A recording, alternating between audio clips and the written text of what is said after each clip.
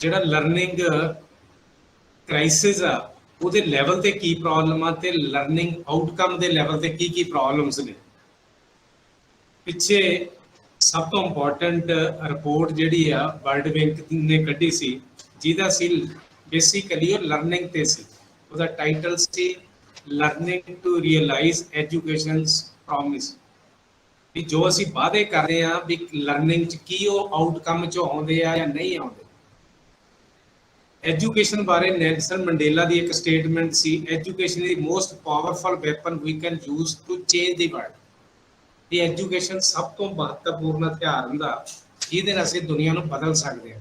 ਜੇ ਹਥਿਆਰ ਖੁੰਡਾ ਹੋ ਜਾਊਗਾ ਤਾਂ ਦੂਜੇ ਹਥਿਆਰ ਤਾਕਤਵਰ ਹੋ ਜਾਂਦੇ। ਇਸ ਕਰਕੇ ਐਜੂਕੇਸ਼ਨ ਦਾ ਬਹੁਤ ਵੱਡਾ ਆਸਪੈਕਟ ਆ ਵੀ ਜੇ ਅਸੀਂ ਉਹਨੂੰ ਪ੍ਰੋਪਰਲੀ ਡੀਲ ਨਾ ਕਰੀਏ।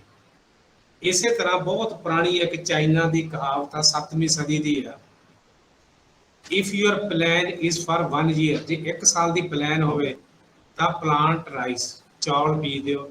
If your plan is for 10 years, plant trees, ਫਿਰ ਦਰਖਤ ਬੀਜ ਦਿਓ। If your plan is for 100 year, educate the child, ਬੱਚਿਆਂ ਨੂੰ ਸਿੱਖਿਆ ਪ੍ਰੋਵਾਈਡ ਕਰੋ ਤੇ ਉਹ ਐਜੂਕੇਸ਼ਨ ਆ 100 ਸਾਲ ਬਾਅਦ ਉਹਦੀਆਂ ਫਲ ਜਾਂ ਏਰੀਆਜ਼ ਆ ਜਿਹੜੀਆਂ ਉਹਦੇ 'ਚ ਆਉਣੇ ਸ਼ੁਰੂ ਹੋ ਜਾਂਦੇ ਨੇ। ਕਹਿਣ ਦਾ ਭਾਵ ਹੈ ਕਿ ਐਜੂਕੇਸ਼ਨ ਦੇ ਵਿੱਚ ਇਨਵੈਸਟ ਕਰਨ ਦਾ ਮਤਲਬ ਇਹ ਨਹੀਂ ਹੁੰਦਾ ਕਿ ਅਸੀਂ ਐਜੂਕੇਸ਼ਨ ਦੇ ਵਿੱਚ ਜੋ ਚੀਜ਼ ਲਾ ਰਹੇ ਹਾਂ ਉਹਦੀ ਇਮੀਡੀਏਟ ਆਊਟਕਮ ਆਉਂਦੀ ਆ ਜਾਂ ਬਾਹਰ ਆਉਂਦੀ। ਦੁਨੀਆ ਭਰ ਦੀ ਸਿਵਲਾਈਜੇਸ਼ਨ ਇਹਨਾਂ ਗੱਲਾਂ ਤੇ ਕੇਂਦਰਿਤ ਆ ਜਾਂ ਭਰੀ ਪਈ ਆ ਕਿ ਕਿਸ ਲੈਵਲ ਤੇ ਜਿਹੜੀਆਂ ਇਨਪੁਟਸ ਕੀਤੀਆਂ ਗਈਆਂ ਤੇ ਬਾਅਦ 'ਚ ਉਹਦੀ ਆਊਟਪੁੱਟ ਕਿਸ ਲੈਵਲ ਤੇ ਸਾਹਮਣੇ ਆਈ ਹੈ। ਹੁਣ ਜਿਹੜਾ ਖਾਸ ਕਰ ਜਦੋਂ ਇਹਨਾਂ ਨੇ ਵਰਲਡ ਬੈਂਕ ਨੇ ਇਸ ਗੱਲ ਤੇ ਕੀਤਾ ਤਾਂ ਉਹਨੇ ਲਰਨਿੰਗ ਦਾ, ਇਹ ਤੋਂ ਪਹਿਲਾਂ ਭਲਾ ਨੋਟ ਕਰੀ ਚਲੋ, ਤੁਸੀਂ ਦੇਖ ਵੀ ਸਕੋਗੇ, ਇੱਕ ਮੈਗਜ਼ੀਨ ਨਿਕਲਦਾ ਬਹੁਤ ਹੀ ਮਸ਼ਹੂਰ ਮੈਗਜ਼ੀਨ ਆ, ਸੈਮੀਨਾਰ ਮੈਗਜ਼ੀਨ। ਉਹਨੇ ਪੂਰਾ ਅੰਕ ਕੱਢਿਆ ਸੀ ਲਰਨਿੰਗ ਕ੍ਰਾਈਸਿਸ ਕੀ ਆ ਇੰਡੀਆ ਤੇ। ਉਹ 'ਚ ਵੱਡੇ ਵੱਡੇ ਇੰਡੀਆ ਦੇ educationist, professor Krishna Kumar, professor Rukmini Banerjee, ਹੋਰ ਕਈਆਂ ਨੇ ਉਹਦੇ ਤੇ ਆਰਟੀਕਲ ਲਿਖੇ ਸੀ, ਬਹੁਤ ਮਸ਼ਹੂਰ। ਉਹਨਾਂ ਨੇ ਇੱਕੋ ਅੰਕ ਕੱਢਿਆ ਸੀ ਕਿ ਲਰਨਿੰਗ ਆਊਟਕਮ ਜਾਂ ਲਰਨਿੰਗ ਦੇ ਕ੍ਰਾਈਸਿਸ ਕੀ ਹੈ, ਸਿੱਖਣ ਦੇ ਦਾ ਆਪਸ ਵਿੱਚ ਸੰਬੰਧ ਕੀ ਹੈ। ਉਸ ਮੈਗਜ਼ੀਨ ਉਹ ਦੌਰ 'ਚ ਆਇਆ ਜਦੋਂ ਅਸਰ ਦੀਆਂ ਰਿਪੋਰਟਾਂ ਜਿਹੜੀਆਂ annual status of education reports ਆ ਰਹੀਆਂ ਸੀ। Annual status of education report ਹਰ ਸਾਲ ਇਵੈਲੂਏਟ ਕਰਦੇ ਆ।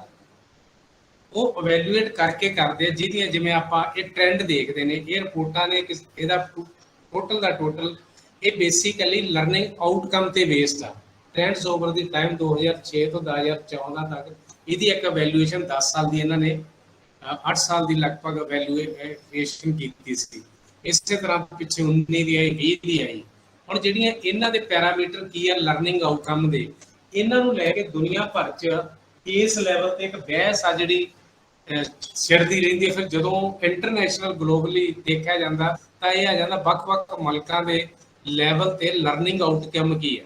ਲਰਨਿੰਗ ਆਊਟਕਮ ਬਾਅਦ 'ਚ ਆਉਂਦੀ ਆ, ਜਿਵੇਂ ਆਪਾਂ ਟੈਸਟਿੰਗ ਆ ਜਿਹੜੀ ਲਰਨਿੰਗ ਆਊਟਕਮ ਵਾਸਤੇ ਟੈਸਟ ਕਰਦੇ ਆ। ਉਹ ਤੋਂ ਪਹਿਲਾਂ ਪੰਜਾਬ 'ਚ ਇੱਕ ਵਾਰੀ ਡਾਕਟਰ ਟੀ.ਆਰ. ਸ਼ਰਮਾ ਨੇ ਕੰਮ ਕਰਾਇਆ ਸੀ, ਇਵੈਲੂਏਟ ਕੀਤੇ ਸੀ 2003 'ਚ ਐਨਾਲਿਸਿਸ ਆਫ ਮੈਟ੍ਰਿਕੂਲੇਸ਼ਨ ਐਗਜ਼ਾਮੀਨੇਸ਼ਨ ਰਿਜ਼ਲਟਸ। 2003 'ਚ ਵਰਕ ਹੋਇਆ ਸੀ ਕਿ ਜਿਹੜੇ 10ਵੀਂ ਦੇ ਰਿਜ਼ਲਟ ਆਉਂਦੇ ਨੇ ਇਹ ਲਰਨਿੰਗ ਆਊਟਕਮ ਕਿਸ ਲੈਵਲ ਤੇ ਆ, ਕਿਸ ਪੱਧਰ ਤੇ ਰਿਜ਼ਲਟ ਆ ਜਿਹੜੇ ਬਣਦੇ ਨੇ। ਇਹਨਾਂ ਨੂੰ ਇਵੈਲੂਏਟ ਕਰਨ ਵਾਸਤੇ ਸਭ ਤੋਂ ਇੰਪੋਰਟੈਂਟ ਆਸਪੈਕਟ ਆ ਕਿ ਪਹਿਲਾ ਜਿਹੜਾ ਕ੍ਰਾਈਸਿਸ ਕੀ ਹੈ ਐਜੂਕੇਸ਼ਨ ਦਾ, ਉਹ ਸੰਕਟ ਹੈਗਾ ਲਰਨਿੰਗ ਕ੍ਰਾਈਸਿਸ ਦੀ ਮੋਰਲ ਕ੍ਰਾਈਸਿਸ। ਸਕੂਲ ਲੈਵਲ ਦਾ ਜਿਹੜਾ ਕ੍ਰਾਈਸਿਸ ਆ ਬਹੁਤ ਹੀ ਜ਼ਿਆਦਾ ਦੁਨੀਆ ਭਰ 'ਚ ਤੇ ਕੰਮ ਕੀਤੇ ਨੇ ਲੋਕਾਂ ਨੇ। ਉਹਨਾਂ ਨੇ ਕਿਹਾ ਕਿ ਬੱਚਾ ਕਦੇ ਫੇਲ ਨਹੀਂ ਹੁੰਦਾ। ਜੌਨ ਹਾਲਟ ਦੀ ਇੱਕ ਸਟੱਡੀ ਆ,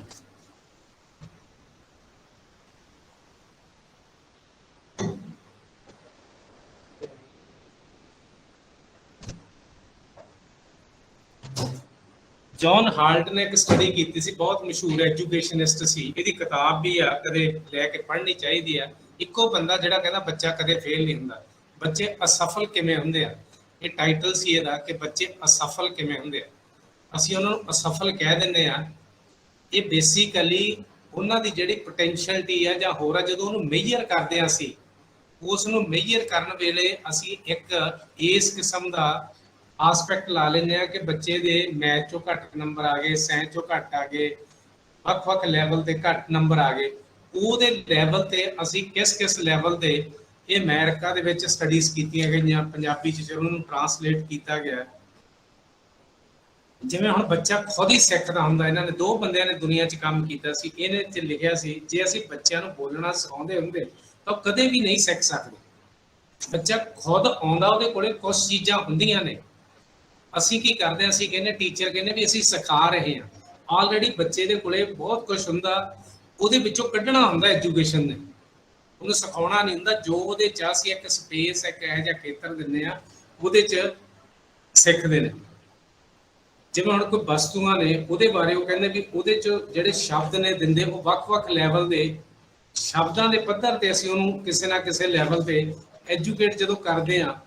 ਉਹ ਬੱਚਾ ਜਦੋਂ ਐਜੂਕੇਟ ਹੁੰਦਾ, ਸਿੱਖਿਅਤ ਹੁੰਦਾ, ਤਾਂ ਉਹਦੇ ਅੰਦਰ ਹੀ ਕੁਝ ਚੀਜ਼ਾਂ ਨੇ। 2 ਕਿਸਮ ਦੇ ਤਜਰਬੇ ਇਹਦੇ 'ਚ ਕੀਤੇ ਗਏ ਨੇ। ਇੱਕ ਐਜੂਕੇਸ਼ਨਿਸਟ ਹੋਇਆ ਜਿਹਦਾ ਨਾਂ ਸੀ ਪਾਲ ਫਰੇਰੇ।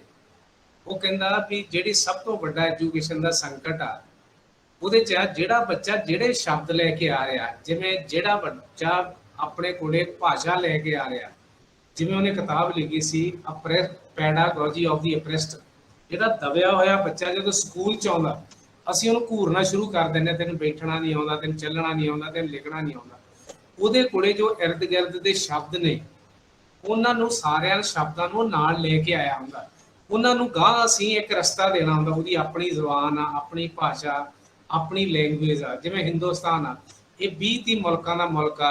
ਇੱਕ ਕੁਝ ਖਿੱਤੇ ਤੋਂ ਬਾਅਦ ਕੋਈ ਭਾਸ਼ਾ ਬਦਲ ਜਾਂਦੀ ਹੈ, ਕਲਚਰ ਬਦਲ ਜਾਂਦਾ, ਲੈਂਗੁਏਜ ਬਦਲ ਜਾਂਦੀ ਹੈ, ਸ਼ਬਦਾਵਲੀ ਬਦਲ ਜਾਂਦੀ ਹੈ। ਵੱਖੋ ਵੱਖਰੀ ਜਿਹੜੀ ਸ਼ਬਦਾਵਲੀ ਲੈ ਕੇ ਆਉਂਦਾ, ਉਹਦੇ ਹਿਸਾਬ ਨਾਲ ਚੀਜ਼ਾਂ ਕੀਤੀਆਂ ਜਾਂਦੀਆਂ। ਇਹਨੂੰ ਲੈ ਕੇ ਇੱਕ ਤਜਰਬਾ ਉਸੇ ਪੈਟਰਨ ਦੇ ਹਿੰਦੁਸਤਾਨ 'ਚ ਇੱਕੋ ਥਾਂ ਤੇ ਹੋਇਆ, ਹਸੰਗਾਬਾਦ। ਹਸੰਗਾਬਾਦ ਦੇ ਵਿੱਚ ਜਿਹੜਾ ਸਾਇੰਸ ਪੜ੍ਹਾਉਣ ਦੀ ਟੈਕਨੀਕ ਆ, ਉਹਨੂੰ ਲਰਨਿੰਗ ਪ੍ਰੋਸੈਸ ਆ ਜਿਹੜਾ ਡਿਫਰੈਂਟ ਆ ਦੂਜੇ ਥਾਵਾਂ ਤੋਂ। ਉਹ ਬੱਚੇ ਨੂੰ ਲਿਜਾਂਦੇ ਨੇ ਥਾਂ ਤੇ, ਜਿਹੜੇ ਬੋਟੈਨੀਕਲ ਨੇਮਸ ਨੇ, ਮੰਨ ਲਓ ਬੋਟਨੀ ਦੇ ਨਾਂ ਨੇ ਉਹਨਾਂ ਦੇ, ਉਹ ਨਾਂ ਲੋਕਲ ਨਾਮਾਂ ਦੇ ਨਾਲ ਉਹਨਾਂ ਨੇ ਬਣਾਏ ਨੇ। ਫਿਰ ਉਹਦੇ 'ਚੋਂ ਸਾਇੰਸ ਇੰਗਲਿਸ਼ ਦੇ ਨਾਮਾਂ ਦੇ ਤੌਰ ਤੇ ਉਹਨੂੰ ਜੋੜ ਕੇ ਸਮਝਾਉਂਦੇ ਨੇ। ਜਾਣੀ ਬੱਚੇ ਦੀ ਜਿਹੜੀ ਲਰਨਿੰਗ ਆ, ਉਹ ਪਹਿਲਾਂ ਸਿਖਾਈ ਜਾਂਦੀ ਹੈ ਕਿਸੇ, ਜਿਵੇਂ ਇਹ ਸਭ ਤੋਂ ਔਖਾ ਕੰਮ ਡਾਕਟਰ TR ਸ਼ਰਮਾ ਨੇ ਕੀਤਾ ਸੀ। ਪਹਿਲੀ ਜਮਾਤ ਨੂੰ ਪੰਜਾਬੀ ਕਿਵੇਂ ਪੜ੍ਹਾਈਏ, ਫਿਰ ਦੂਜੀ ਜਮਾਤ ਨੂੰ ਕਿਵੇਂ ਪੜ੍ਹਾਈਏ, ਡਾਕਟਰ ਪੁਸ਼ਪਿੰਦਰ ਕੌਰ ਨੇ ਕਿਹਾ ਵੀ ਪਹਿਲੀ ਦਾ ਬੱਚਾ ਆਉਂਦਾ, ਉਹਨੂੰ ਪੜ੍ਹਾਉਣ ਦੀ ਟੈਕਨੀਕ ਕੀ ਹੈ। ਬੜਾ ਵੱਡੇ ਐਜੂਕੇਸ਼ਨਿਸਟ ਸੀ। ਸਾਡਾ ਐਜੂਕੇਸ਼ਨ ਡਿਪਾਰਟਮੈਂਟ ਦੀ ਸ਼ੁਰੂਆਤ ਉਹਨਾਂ ਨੇ ਕੀਤੀ ਸੀ। ਇਹਨਾਂ ਨੇ ਪਹਿਲੀ ਵਿੱਚ ਬੱਚੇ ਨੂੰ ਪੰਜਾਬੀ ਕਿਵੇਂ ਪੜ੍ਹਾਈਏ ਉਹਦਾ ਦੱਸਿਆ ਸੀ ਢੰਗ ਤਰੀਕਾ, ਵੀ ਜਿਹੜੀਆਂ ਚੀਜ਼ਾਂ ਲੈ ਕੇ ਆਉਂਦਾ ਬੱਚਾ, ਉਹਦਾ ਕਮਰਾ, ਘਰ, ਰਹਿائش, ਉਹਨੂੰ ਕਿਵੇਂ ਛੋਟੀ ਉਹਦੇ 'ਚ ਬੱਚਿਆਂ ਨੂੰ ਸਿਖਾਇਆ ਕਿਵੇਂ ਜਾਵੇ, ਇਹ ਟੈਕਨੀਕ ਉਹਨਾਂ ਨੇ ਸਿਖਾਈ। ਕਹਿਣ ਦਾ ਭਾਵ ਆ ਵੀ ਜਿਹੜੀ ਲਰਨਿੰਗ ਆ, ਲਰਨਿੰਗ ਦੇ ਲੈਵਲ ਤੇ ਕੋਈ ਚੀਜ਼ ਆ ਜਿਹੜੀ ਅਸੀਂ ਸਿਖਾਉਂਦੇ ਆ, ਉਹ ਤੋਂ ਬਾਅਦ 'ਚ ਲਰਨਿੰਗ ਆਊਟਕਮ ਵੱਲ ਨੂੰ ਜਾਂਦੀ ਆ। ਇਸ ਨੂੰ ਲੈ ਕੇ ਵੱਖ-ਵੱਖ ਮੁਲਕਾਂ ਦੇ ਜਿਹੜੇ ਤਜਰਬੇ ਹੋਏ ਨੇ ਲਰਨਿੰਗ ਦੇ ਪੱਧਰ ਤੇ, ਉਹਨਾਂ ਨੂੰ ਕਿਸ ਪੱਧਰ ਤੇ ਇਹ ਰਿਪੋਰਟ ਜਿਹੜੀ ਵਰਲਡ ਬੈਂਕ ਦੀ ਸੀ, ਪਹਿਲਾਂ ਹੁੰਦਾ ਅਸੈਸ ਲਰਨਿੰਗ, ਵੀ ਬੱਚਾ ਸੀਰੀਅਸ ਗੋਲ ਸਭ ਤੋਂ ਹੁੰਦਾ ਵੀ ਬੱਚੇ ਨੂੰ ਅਸੈਸ ਕਰਨਾ, ਲਰਨ ਕਿਵੇਂ ਕਰਨਾ। ਹੁਣ ਉਹਨਾਂ ਨੇ ਤਾਂ ਕਿਹਾ ਸੀ ਕਿ ਜੇ ਬੱਚੇ ਦੀ ਜਿਵੇਂ ਹੈਲਥ ਆ, ਉਹਦੀ ਕਿਹੜੇ ਲੈਵਲ ਦੀ ਆ, ਉਹਦੀ ਮੈਂਟਲ ਮੇਕਅਪ ਕਿਸ ਕਿਸਮ ਦੀ ਆ, ਉਹਦੀ ਦਿਮਾਗੀ ਬਣਤਰ ਕਿਸ ਕਿਸਮ ਦੀ ਆ। ਉਹ ਦਿਮਾਗੀ ਬਣਤਰ ਆ ਜਿਹੜੀ ਜਦੋਂ ਦੇਖਦੇ ਆ, ਉਹ ਤੋਂ ਬਾਅਦ ਪਹਿਲਾਂ ਤਾਂ ਲਰਨਿੰਗ ਲਈ ਟੂ ਮੇਕ ਏ ਸੀਰੀਅਸ ਗੋਲ, ਪਹਿਲਾਂ ਅਸੈਸ ਕਰੋ ਬੱਚੇ ਨੂੰ, ਉਹਦੀ ਹੈਲਥ ਨੂੰ, ਸਿਹਤ ਨੂੰ, ਫੈਮਿਲੀ ਨੂੰ, ਸਾਰੀ ਨੂੰ। ਫਿਰ ਉਹਦੇ ਵਿੱਚੋਂ ਆਪਾਂ ਦੇਖਾਂਗੇ ਵੀ ਇਹ ਕਿਸ ਲੈਵਲ ਤੇ ਆਪਦੀ ਲਰਨਿੰਗ ਦੀ ਕਰਦਾ। ਦੂਸਰਾ ਹੁੰਦਾ act on evidence to make school work for all learners. ਇਹ ਜਿਹੜਾ ਸਕੂਲ ਆ, ਉਹਨੂੰ ਕਿਸ ਲੈਵਲ ਤੇ ਅਸੀਂ ਬਣਾਉਣੇ। ਮੈਂ ਤੁਹਾਨੂੰ ਦੱਸਦਾ ਵੀ ਆਪਾਂ ਤਜਰਬੇ ਜਿਹੜੇ ਵੱਖੋ ਵੱਖਰੇ ਲੈ ਜਾਂਦੇ ਨੇ, ਕਰਦੇ ਨੇ। ਇੱਥੇ ਪਟਿਆਲੇ ਦੇ ਕੋਲੇ ਇੱਕ ਸਕੂਲ ਆ, ਮੈਂ COVID-19 ਚ ਲੋਕ ਅੰਦਰ ਘਰੇ ਸੁੱਤੇ ਪਏ ਸੀ, ਟੀਚਰਾਂ ਨੇ ਬੜਾ ਵਧੀਆ ਕੰਮ ਕੀਤਾ, ਭੱਟੀਵਾਲ। ਉਹਨਾਂ ਨੇ ਸਾਰੇ ਰਾਈਟਰਸ ਦੀਆਂ ਮੂਹਰੇ ਤਸਵੀਰਾਂ ਲਾਈਆਂ, ਲਾਇਬ੍ਰੇਰੀ ਬਣਾਈ, ਕੰਧਾਂ ਤੇ ਲਿਖਿਆ। ਉਹਨਾਂ ਨੇ ਸਾਰੇ ਦੇ ਜਿਹੜੇ ਟੀਚਰ ਦਾ ਇਸ ਕਿਸਮ ਦਾ ਵੀ ਬੱਚੇ ਜਦੋਂ ਖੇਡਣ ਵੀ ਆਉਂਦੇ ਸੀ, ਉਹੀ ਅਚੇਤ ਰੂਪ ਚ ਸ਼ਬਦ ਸਿੱਖ ਜਾਂਦੇ। ਬਾਹਰ ਉਹਨਾਂ ਨੇ ਸ਼ਬਦ, ਜਾਣੀ ਲਰਨਿੰਗ ਦੇ ਮੈਥਡ ਦੀ ਟੈਕਨੀਕ ਉਹਨੇ ਐਵੀਡੈਂਸ ਦੇ ਆਧਾਰ ਤੇ ਦਿੱਤੀ। ਕਿਸੇ ਬੱਚਾ ਸਿੱਖਦਾ ਦੇਖ ਕੇ, ਉਹ ਐਵੀਡੈਂਸ ਦੇ ਆਧਾਰ ਤੇ ਉਹਨਾਂ ਦੇ ਲੈਵਲ ਤੇ ਤੇ to make a school work for our learners, ਹਰ ਕਿਸਮ ਦੀ ਕੈਟੇਗਰੀ ਦਾ ਲਰਨਰ ਆ ਜਿਹੜਾ ਉਹਨੂੰ ਕਿਸ ਲੈਵਲ ਤੇ ਅਸੀਂ ਸਿੱਖ ਕਰਾਉਂਦੇ। ਫਿਰ ਉਹਨੂੰ ਜਿਹੜਾ whole system work for learning, ਜਿਹੜਾ ਸਕੂਲ ਦਾ ਸਿਸਟਮ ਆ ਉਹਦਾ ਕਿਸ ਕਿਸ ਲੈਵਲ ਦੇ ਲਰਨਿੰਗ ਦੇ ਪੱਧਰ ਤੇ ਉਹਨੂੰ ਅਸੀਂ ਕੋਆਪਟ ਕਰਾਉਂਦੇ ਆ, ਜਾਂ ਕਿਸ ਲੈਵਲ ਤੇ ਉਹਦੇ ਸਪੋਰਟ ਸਿਸਟਮ ਆ ਜਿਹੜਾ ਲਰਨਰ ਦਾ ਹੁੰਦਾ। ਲਰਨਿੰਗ ਦੇ ਲੈਵਲ ਤੇ ਦੁਨੀਆ ਭਰ ਦੀਆਂ ਸਟੱਡੀਜ਼ ਨੇ ਸਿੱਧ ਕਰਦਾ ਵੀ ਜ਼ਰੂਰੀ ਨਹੀਂ ਕਿ ਮੁਲਕ ਬਹੁਤ ਅਮੀਰ ਹੋਣ ਉਹਨਾਂ ਦੀ ਲਰਨਿੰਗ ਕੈਪੈਸਿਟੀ ਹੁੰਦੀ ਹੈ। ਇੱਕ ਮੁੱਖ ਕੀਤਾ ਗਿਆ ਸੀ ਸਵੀਡਨ ਦਾ ਲਰਨਿੰਗ ਕੈਪੈਸਿਟੀ ਸਭ ਤੋਂ ਵੱਧ ਆ ਦੁਨੀਆ 'ਚ, ਐਜੂਕੇਸ਼ਨ ਮਾਡਲ ਵੀ ਵੱਧ ਆ ਕਿਉਂਕਿ ਉੱਥੇ ਬੱਚੇ ਨੂੰ ਐਜ ਆਇਡੈਂਟੀਟੀ ਸਮਝਿਆ ਜਾਂਦਾ। ਫਿਨਲੈਂਡ 'ਚ ਵੀ ਆਇਡੈਂਟੀਟੀ ਸਮਝਿਆ ਜਾਂਦਾ। ਜਰਮਨੀ ਤੇ ਵੀਅਤਨਾਮ ਦਾ ਕੰਪੈਰੀਜ਼ਨ ਕੀਤਾ ਗਿਆ ਸੀ। ਜਿਹੜਾ ਵੀਅਤਨਾਮ ਮੁਲਕ ਬਹੁਤ ਜ਼ਿਆਦਾ ਗਰੀਬ ਸੀ, ਪਰ ਉਹਨਾਂ ਦੀ ਜਿਹੜੀ ਸਿੱਖਣ ਦੀ ਅਚੀਵਮੈਂਟ ਸੀਗੀ ਐਜੂਕੇਸ਼ਨ 'ਚ ਕਾਫੀ ਜ਼ਿਆਦਾ ਸੀ। ਹਾਲਾਂਕਿ ਉਹ ਬਾਹਰ 'ਚੋਂ ਨਿਕਲੀ ਹੋਇਆ ਕੰਟਰੀ ਸੀ, ਪਰ ਉਹਨਾਂ ਨੇ ਸਿਸਟਮ ਦੇ ਵਿੱਚ ਲਰਨਿੰਗ ਵਾਲਾ ਜਿਹੜਾ ਆਸਪੈਕਟ ਆ ਉਹ ਬਹੁਤ ਸਟਰੋਂਗ ਕਰਦੇ ਕਿ ਬੱਚੇ ਵਾਸਤੇ ਸਕੂਲ ਆ ਉਸ ਕਿਸਮ ਦੀ ਲਰਨਿੰਗ ਉਹਦੀ ਡਿਵੈਲਪ ਕੀਤੀ ਗਈ। ਇਹ ਜਦੋਂ ਰਿਪੋਰਟ ਆਈ 2012 ਦੀ programme for international student assessment, ਜਿਹਨੂੰ ਪੀਸਾ ਕਹਿੰਦੇ ਆ, ਉਹਦੀ ਜਦੋਂ ਰਿਪੋਰਟ ਆਈ ਉਹਦੇ ਵਿੱਚ ਇਹ ਦੇਖਿਆ ਗਿਆ ਕਿ 15 ਸਾਲ ਦਾ ਬੱਚਾ ਜਰਮਨੀ ਦਾ ਤੇ ਵੀਅਤਨਾਮ ਦਾ, ਵੀਅਤਨਾਮ ਇੱਕ ਲੋਅਰ ਇਨਕਮ ਕੰਟਰੀ ਆ, ਜਰਮਨੀ ਬੜਾ ਅਮੀਰ ਕੰਟਰੀ ਆ, ਪਰ ਦੋਹਾਂ ਦੀ ਜਿਹੜੀ ਲੈਵਲ ਆਫ ਲਰਨਿੰਗ ਸੀ ਬੱਚਿਆਂ ਦੀ, ਸਿੱਖਣ ਦੀ ਕੈਪੈਸਿਟੀ ਸੀ ਤੇ ਲੈਵਲ ਉਹ ਇੱਕੋ ਜਿਹਾ ਸੀਗਾ। ਕਹਿਣ ਦਾ ਭਾਵ ਆ ਕਿ ਉਹਨਾਂ ਨੇ ਉਸ ਆਪਣੇ ਪ੍ਰੋਸੈਸ ਨੂੰ ਡਾਇਗਨੋਜ਼ ਇਸ ਤਰ੍ਹਾਂ ਕਰ ਲਿਆ ਵੀ ਲਰਨਿੰਗ ਕ੍ਰਾਈਸਿਸ ਆ ਜਿਹੜਾ ਸਾਡੀ ਪ੍ਰੋਬਲਮ ਕੀ, ਜਿਵੇਂ ਕੋਵਿਡ-19 ਚ ਚੱਲਿਆ, ਸਾਡਾ ਲਰਨਿੰਗ ਕ੍ਰਾਈਸਿਸ ਆਉਣ ਵਾਲੇ ਸਮੇਂ 'ਚ ਵਧਣਾ ਬਹੁਤ ਜ਼ਿਆਦਾ। ਕਦੇ ਰਿਜ਼ਲਟ 100% ਨਹੀਂ ਆਇਆ ਹੁੰਦਾ, ਜਿਸ ਲੈਵਲ ਤੇ ਰਿਜ਼ਲਟ ਰਿਫਲੈਕਟ ਕੀਤਾ ਉਹਦੇ ਨਾਲ ਸਾਡੀ ਲਰਨਿੰਗ ਆਊਟਕਮ ਦਿਖਾਤੀ ਵੀ 100% ਆ। ਜੇ ਤੁਸੀਂ ਸਾਰੇ ਰਿਜ਼ਲਟਾਂ ਦੇ ਪੁਰਾਣੇ ਡਾਟੇ ਨੂੰ ਦੇਖਿਆ ਜਾਵੇ, ਜਿਵੇਂ ਖਾਸ ਕਰ ਲਰਨਿੰਗ ਆਊਟਕਮ ਜਿਹੜੀ ਮੈਥ ਦੀ ਸੀ, ਮੈਂ ਇੰਡੀਆ ਲੈਵਲ ਤੇ ਸੈਕੰਡਰੀ ਦੀ, ਉਹ ਰਹੀ ਹੈ ਜਿਵੇਂ 64% ਸੀ ਲਗਭਗ 2005 ਚ, ਉਹ ਵੱਧ ਕੇ 2015 ਚ ਆਉਂਦੀ ਆ 79% ਸੈਕੰਡਰੀ ਪੱਧਰ ਦੀ ਲਰਨਿੰਗ। ਉਹ ਤੋਂ ਬਾਅਦ ਚ ਜਿਹੜੀ ਆਉਂਦੀ ਆ ਹਾਇਰ, ਇਹ ਹੈਗੀ ਸੈਕੰਡਰੀ 10ਵੀਂ ਦੇ ਐਗਜ਼ਾਮ ਦੀ ਨੂੰ ਇਹਨਾਂ ਨੇ ਲਿਖਿਆ 10ਵੀਂ ਨੂੰ, ਤੇ 11ਵੀਂ ਨੂੰ ਹਾਇਰ ਸੈਕੰਡਰੀ ਦੀ ਜਿਹੜੀ ਆਉਂਦੀ ਆ ਉਹ ਲਗਭਗ 78% ਤੱਕ ਪਹੁੰਚਦੀ ਆ, 79% ਤੱਕ ਪਹੁੰਚਦੀ ਆ ਜਿਹੜੀ ਲਰਨਿੰਗ ਆਊਟਕਮ ਆ। ਹੁਣ ਜਿਹੜੇ 21 ਦੇ ਰਿਜ਼ਲਟ ਆਏ ਆ ਬਿਨਾਂ ਸਕੂਲਾਂ ਦੀ ਪ੍ਰੋਪਰ ਫੰਕਸ਼ਨਿੰਗ ਦੇ, ਲਰਨਿੰਗ ਦਾ ਕ੍ਰਾਈਸਿਸ ਆ, ਪਰ ਲਰਨਿੰਗ ਆਊਟਕਮ ਆ ਜਿਹੜੀ ਮੇਜਰ ਕੀਤੀ ਗਈ ਕਿ ਉਹ 95% ਆ ਜਾਂ 98% ਆ, ਉਹ ਲਰਨਿੰਗ ਆਊਟਕਮ ਦਿਖਾਤੀ।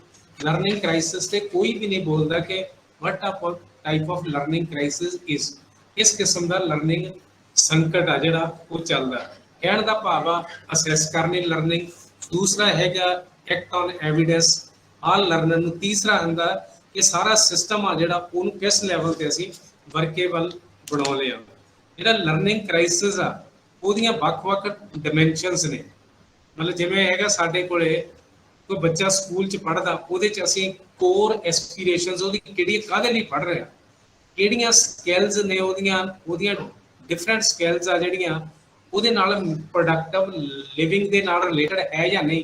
ਜੇ ਤਿੰਨਾਂ ਦੇ ਨਾਲ ਬੱਚੇ ਦਾ ਲਿੰਕ ਨਹੀਂ ਤਾਂ ਉਹਨੂੰ ਅਸੀਂ ਐਜੂਕੇਸ਼ਨ 'ਚ ਕਹਿੰਦੇ ਆ ਐਲੀਏਨੇਸ਼ਨ ਵੱਧ ਜਾਂਦੀ ਹੈ ਵੀ ਆ ਜਾਂਦਾ ਬੱਚਾ ਪਰ ਉਹਦਾ ਦਿਲ ਨਹੀਂ ਕਰਦਾ, ਕਿਉਂਕਿ ਉਹ ਲਰਨਿੰਗ ਵਾਲਾ এনवायरमेंट ਅਸੀਂ ਉਸ ਲੈਵਲ ਤੇ ਜਨਰੇਟ ਨਹੀਂ ਕੀਤਾ, ਡਿਵੈਲਪ ਨਹੀਂ ਕੀਤਾ। ਫਿਰ ਇਹਦੇ ਨਾਲ ਜਿਹੜਾ ਹੈਗੀ ਆ ਉਹਦੇ ਨਾਲ ਹੌਲੀ ਹੌਲੀ ਲਰਨਿੰਗ ਆਊਟਕਮ ਤੇ ਉਹਦਾ ਜਿਹੜਾ ਇਫੈਕਟ ਪੈਂਦਾ। ਹਮੇਸ਼ਾ ਹੀ ਸਾਰੇ ਸਕੂਲਾਂ ਦੀ ਲਰਨਿੰਗ ਇੱਕੋ ਜਿਹੀ ਨਹੀਂ ਹੁੰਦੀ। ਲਰਨਿੰਗ ਦਾ ਜਿਹੜਾ ਡਿਫਰੈਂਸ ਹੁੰਦਾ ਵਰਲਡ ਲੈਵਲ ਤੇ ਦੀਆਂ ਸਟੱਡੀਜ਼ ਕੀਤੀਆਂ ਗਈਆਂ। ਸਾਡੇ ਜਿਵੇਂ ਦੇਖਦੇ ਅਸੀਂ ਬੇਸਿਕ ਲਿਟਰੇਸੀ ਤੇ ਨਿਊਮਰੇਸੀ ਦੇਖਦੇ ਆ ਵੀ ਮੈਥ ਉਹਨੂੰ ਕਿੰਨਾ ਆਉਂਦਾ, ਸਵਾਲ ਕਿੰਨੇ ਆਉਂਦੇ ਆ, ਕਿਸ ਕਿਸ ਲੈਵਲ ਤੇ ਉਹ ਉਹਨਾਂ ਦੇ ਪੱਧਰ ਤੇ ਅੰਡਰਸਟੈਂਡ ਕਰਦਾ। ਕਿਉਂਕਿ ਜਿੰਨੀਆਂ ਵੀ ਅਸਰ ਦੀਆਂ ਰਿਪੋਰਟਸ ਆਈਆਂ ਉਹਨਾਂ ਨੇ ਜਦੋਂ ਰੂਰਲ ਤੇ ਅਰਬਨ ਦਾ ਕਰਦੇ ਆ, ਜਿਵੇਂ 2016 ਦੀ ਰਿਪੋਰਟ ਨੂੰ ਇੰਟਰਨੈਸ਼ਨਲੀ ਕੀਤਾ ਗਿਆ, only half of the grade 5 student could fluently read text of the level of the grade 2 curriculum. ਵੀ 5ਵੀਂ ਕਲਾਸ ਦੇ ਬੱਚੇ ਸੀ ਉਹ ਦੂਜੀ ਪੱਧਰ ਦਾ ਪੜ੍ਹ ਸਕਦੇ ਸੀ। ਇਹ ਕੀ ਹੈ, ਜਦੋਂ ਆਊਟਕਮ ਤਾਂ ਅਸੀਂ ਮੇਜਰ ਕਰ ਲਈ ਦੇਖ ਲਿਆ, ਪਰ ਲਰਨਿੰਗ ਕ੍ਰਾਈਸਿਸ ਕਾਰਨ ਇਹ ਆਈ ਹੈ। ਜਿਹਨੂੰ ਟੈਸਟਿੰਗ ਦੇ ਮੈਥਡ ਉਹ ਮੈਂ ਬਾਅਦ ਚ ਆ ਕੇ ਦੱਸੂ ਵੀ ਸਾਡੇ ਟੈਸਟਿੰਗ ਦੀਆਂ ਟੈਕਨੀਕਸ ਅਸੀਂ ਕਿਹੜੀਆਂ ਵਰਤਦੇ ਆ ਜਾਂ ਕਿਸ ਕਿਸ ਲੈਵਲ ਤੇ ਆ। ਜਦੋਂ ਇਹਨੂੰ ਦੇਖਿਆ ਗਿਆ ਜਿਵੇਂ ਉਹਦੇ ਵੱਖ-ਵੱਖ ਪੱਧਰ ਤੇ ਇਹਨਾਂ ਨੇ ਆਸਪੈਕਟ ਨੂੰ ਡੀਲ ਕੀਤਾ ਤਾਂ ਲਰਨਿੰਗ ਦੇ ਲੈਵਲ ਤੇ ਹੁਣ ਲਰਨਿੰਗ ਕ੍ਰਾਈਸਿਸ ਦੇ ਪੱਧਰ ਤੇ ਜਿਹੜੇ ਕੰਟਰੀ ਟੂ ਕੰਟਰੀ ਵੀ ਗੈਪਸ ਨੇ, ਵੱਖ-ਵੱਖ ਸਕੂਲ ਟੂ ਸਕੂਲ ਵੀ ਗੈਪਸ ਨੇ, ਵਿਦਿਨ ਇੰਸਟੀਟਿਊਸ਼ਨ ਵੀ ਗੈਪਸ ਨੇ। ਇਹ ਜੇ ਹੈਗੇ ਨੇ ਲਰਨਿੰਗ ਕ੍ਰਾਈਸਿਸ ਬੇਸਿਕਲੀ ਆ ਜਾਂਦਾ ਜਿਹੜੀਆਂ ਸਕਿੱਲ ਦੀਆਂ ਗੈਪਸ ਨੇ ਉਹ ਵੀ ਇੱਕ ਕੰਪੋਨੈਂਟ ਹੁੰਦਾ। ਜਿਵੇਂ ਹੁਣ ਛੋਟੇ ਬੱਚੇ ਆਉਂਦੇ ਨੇ ਅਸੀਂ ਉਹਨੂੰ ਡਾਇਗਨੋਸ ਕਿਵੇਂ ਕਰਦੇ, ਜਿਵੇਂ ਸਿਹਾਰੀ ਬਿਹਾਰੀ ਟਿੱਕੇ ਬਿੰਦੀ, ਉਹ ਬਾਰ-ਬਾਰ ਜੇ ਗਲਤੀਆਂ ਕਰਦਾ ਇਹਦਾ ਮਤਲਬ ਸਾਡੇ ਕੋਲ ਉਹਦੀਆਂ ਟੈਕਨੀਕਸ ਨਹੀਂ ਜਾਂ ਅਸੀਂ ਟੈਕਨੀਕਸ ਦੇ ਨਹੀਂ ਸਕੇ ਕਿਉਂਕਿ ਉਹਦੀ ਜਿਹੜੀ ਲੈਂਗੁਏਜ ਆ ਉਹਨੂੰ ਅਸੀਂ ਪ੍ਰੋਪਰਲੀ ਆਇਡੈਂਟੀਫਾਈ ਕਰਕੇ ਨਹੀਂ ਕਰ ਸਕੇ। ਉਹਦਾ ਕਾਰਨ ਕੀ ਹੈ? ਜਿਹੜੇ ਬੱਚੇ ਨੇ ਸਕੂਲ ਚ ਹੁੰਦੇ ਨੇ ਅਨਪ੍ਰੀਪੇਅਰਡ ਹੁੰਦੇ to learn if they arrive at all ਕਿ ਉਹ ਕੋਈ ਬਿਮਾਰੀ ਕਿਸੇ ਕਾਰਨ ਕਰਕੇ ਜਿਹੜੇ ਨੇ ਉਹ ਸਕੂਲ ਦੇ ਵਿੱਚ ਜਿਹੜਾ ਲਰਨਰ ਆਉਂਦਾ ਉਹਨੂੰ ਕਿਉਂ ਨਹੀਂ ਕੋਪ ਅਪ ਕਰ ਪਾਉਂਦਾ, ਕਿਹੜੇ ਕਿਹੜੇ ਫੈਕਟਰ ਨੇ। ਦੂਸਰਾ ਹੁੰਦਾ ਵੀ ਟੀਚਰ ਦੀ ਜਿਹੜੀ ਸਕਿੱਲ ਆ ਉਹਨੂੰ ਮੋਟੀਵੇਟ ਕਰਦਾ, ਉਹਦੀ ਇਫੈਕਟਿਵਨੈਸ ਕਿੰਨੀ ਆ, ਕਿਸ ਕਿਸ ਲੈਵਲ ਤੇ ਟੀਚਰ ਆ ਜਿਹੜਾ ਉਹਨੂੰ ਬਾਰ-ਬਾਰ ਮੋਟੀਵੇਟ ਕੀਤਾ। ਤੀਸਰਾ ਹੁੰਦਾ ਸਾਡੇ ਕੋਲੇ ਉਹਨੂੰ ਇਨਪੁਟ ਅਸੀਂ ਕਿਸ ਲੈਵਲ ਤੇ ਦਿੰਦੇ, ਕਿਉਂਕਿ ਬੱਚਾ ਨੌਨ ਇਕਨੋਮਿਕ ਆਇਡੈਂਟੀਟੀ ਹੁੰਦਾ, ਜਿਹੜੀ ਚੀਜ਼ ਪਾਵਾਂਗੇ ਉਹਨੇ ਕਰਨੀ ਉਸ ਲੈਵਲ ਤੇ ਅਸੀਂ ਕਰਾਂਗੇ। ਕਿਉਂਕਿ ਬਹੁਤ ਹੀ ਜ਼ਿਆਦਾ ਜਿਹੜੀਆਂ ਮੇਜਰ ਕੀਤੀਆਂ ਜਾਂਦੀਆਂ ਜਿਹੜਾ ਟੀਚਰ ਆ ਉਹ ਸਟੂਡੈਂਟਸ ਦੇ ਲੈਵਲ ਤੇ ਉਹਨੂੰ ਅੰਡਰਸਟੈਂਡ ਕਿਸ ਪੱਧਰ ਤੇ ਕਰ, ਕਿਹੜੀ ਕੈਟੇਗਰੀ ਚ ਆਉਂਦਾ, ਕਿਸ ਲੈਵਲ ਤੇ ਆਉਂਦਾ, ਕਿਹੜੇ ਸੈਕਸ਼ਨ ਤੋਂ ਆ, ਉਹਦੀ ਪਰਫਾਰਮੈਂਸ ਨੂੰ ਅਸੀਂ ਗਾਂ ਕਿਸ ਪੱਧਰ ਤੇ ਅਸੀਂ ਡਿਵੈਲਪ ਕਰਦੇ ਹਾਂ, ਤੋਰਦੇ ਹਾਂ। ਇਸ ਕਰਕੇ ਜਿਹੜੀ ਲਰਨਿੰਗ ਆ ਉਹਨੂੰ ਅਸੀਂ ਉਹਦੇ ਨਾਲ ਰਿਲੇਟਡ ਜਿਹੜੇ 4 ਫੈਕਟਰ ਹੁੰਦੇ ਨੇ। ਨੰਬਰ 1 ਲਰਨਰਸ ਕਿਹੜੇ? ਉਹ ਬੈਕਵਰਡ ਏਰੀਆ ਚੋਂ ਆਏ ਆ, ਉਹ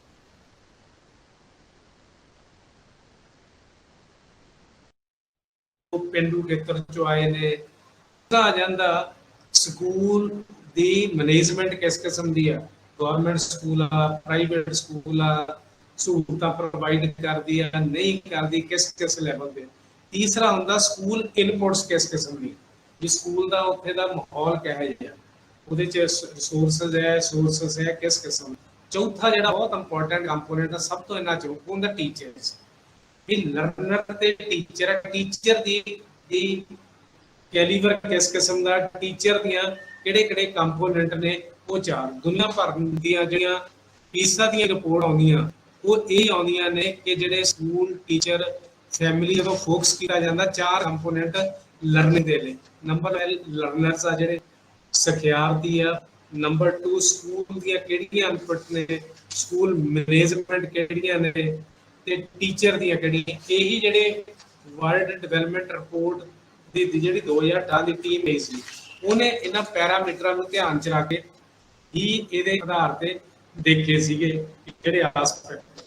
ਜਿਵੇਂ ਫੇਰ ਆ ਜਾਂਦਾ ਹਰ ਇੰਸਟੀਟਿਊਸ਼ਨ ਚ ਸਟੇਕ ਹੋਲਡਰ ਹੁੰਦੇ ਨੇ, ਜਿਵੇਂ ਕੋਈ ਵੀ ਆ ਐਜੂਕੇਸ਼ਨ ਦੇ ਸਟੇਕ ਹੋਲਡਰ ਲੱਭਣੇ ਹੋਣ, ਜਿਵੇਂ ਟੀਚਰ ਹੋ ਗਿਆ, ਪ੍ਰਿੰਸੀਪਲ ਹੋ ਗਏ, ਉਹਦੇ ਨਾਲ ਜੁੜੇ ਹੋਏ सोसाइटी होगी, पेरेंट्स हो गए, फिर जे ला बनते ने ਉਹਦੀ ਇੰਪਲੀਮੈਂਟੇਸ਼ਨ ਹੋ ਗਈ, ਕਿੰਨੀ ਪੜ੍ਹਾਈ ਹੋਈ ਆ, ਫਿਰ ਹੈਗਾ ਨੌਨ ਗਵਰਨਮੈਂਟ ਕੋਈ ਜਿਹੜੀਆਂ ਸੋਸਾਇਟੀ ਦੀਆਂ ਆਸਪੈਕਟ ਨੇ ਉਹ ਕਿਸ ਪੱਧਰ ਤੇ ਨੇ, ਕੋਈ ਇੰਟਰਨੈਸ਼ਨਲ ਸਪੋਰਟ ਸਿਸਟਮ ਵੀ ਨੇ। ਇਹਦੇ ਚ ਕੀ ਆ ਜਾਂਦਾ ਲਰਨਿੰਗ ਅਲਾਈਨਡ ਇੰਟਰਸਟ ਕਿਵੇਂ ਡਿਵੈਲਪ ਹੁੰਦੇ ਨੇ। ਇਹ ਤਾਂ ਹੋ ਗਏ ਸਾਡੇ ਸਟੇਕ ਹੋਲਡਰ, ਟੀਚਰ ਹੋ ਗਿਆ ਇੱਕ ਸਟੇਕ ਹੋਲਡਰ, ਉਹਦੇ ਨਾਲ ਹੀ ਪ੍ਰਿੰਸੀਪਲ ਸਟੇਕ ਹੋਲਡਰ ਹੁੰਦਾ, ਸਟੂਡੈਂਟ ਵੀ ਸਟੇਕ ਹੋਲਡਰ ਹੁੰਦਾ, ਮਾਪੇ ਵੀ ਸਟੇਕ ਹੋਲਡਰ ਹੁੰਦੇ ਨੇ, ਤੇ ਵੱਖ ਇੰਸਟੀਟਿਊਸ਼ਨ ਜਿਹੜਾ ਫੰਕਸ਼ਨ ਹੁੰਦਾ ਉਹਦੇ ਨਾਲ ਜੁੜੇ ਹੋਏ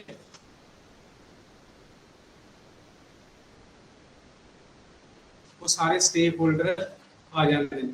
ਇਹਦੇ ਚ ਸਟੂਡੈਂਟ ਲਰਨਿੰਗ ਤੇ ਜਿਹੜੀ ਕੀ ਆ ਉਹਦੀ ਜਿਹੜੀ ਪ੍ਰੋਫੈਸ਼ਨਲ ਲੈਵਲ ਉਹਦਾ ਕਿਸ ਲੈਵਲ ਤੇ ਡਿਵੈਲਪ ਕਰਦੇ, ਸਟੂਡੈਂਟ ਲਰਨਿੰਗ ਤੇ ਟੀਚਰ ਪਰਫਾਰਮੈਂਸ ਨਾਲ ਲਿੰਕੇਜ ਕੀ ਆ, ਕਿਉਂਕਿ ਜਿੰਨੇ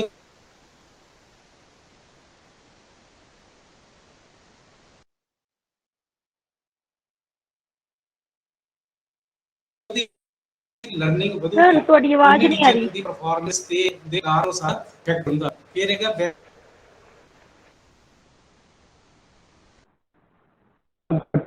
ਕਿਸ ਲੈਵਲ ਦੀ, ਫਿਰ ਹੈਗਾ ਮੀਨਿੰਗਫੁਲ ਜਿਹੜੀ ਐਜੂਕੇਸ਼ਨ ਕਿਸ ਲੈਵਲ ਦੀ ਹੈ, ਇਸ ਲੈਵਲ ਦੀ ਇਨੋਵੇਟਿਵ ਆਸਪੈਕਟ ਅਸੀਂ ਪੜਾਉਂਦੇ ਹਾਂ, ਕਿਸ ਲੈਵਲ ਦੀ ਆ ਰਹੀ ਹੈ ਇਨੋਵੇਟਿਵ ਕਿਸ ਲੈਵਲ ਦੀ ਲਿਖਿਆ ਜਾਂਦਾ ਤਾਂ ਉਹਦੀ ਇੰਪਰੂਵਮੈਂਟ ਸਾਰੀ ਦੀ ਸਾਰੀ, ਕਿਉਂਕਿ ਲਰਨਿੰਗ ਆਊਟਕਮ ਸਾਨੂੰ ਦਿਖਾਉਂਦੀ ਆ, ਲਰਨਿੰਗ ਕ੍ਰਾਈਸਿਸ ਨੂੰ ਦਿਖਾਉਂਦੀ ਹੈ। फिर ਅਸੀਂ ਇਹਦੇ ਚੀਜ਼ ਟੈਸਟਿੰਗ ਟੈਕਨੀਕ ਜਿਹੜੀਆਂ ਨੇ ਟੈਸਟਿੰਗ ਟੈਕਨੀਕ ਸਾਡੇ ਪ੍ਰੋਬਲਮ ਆ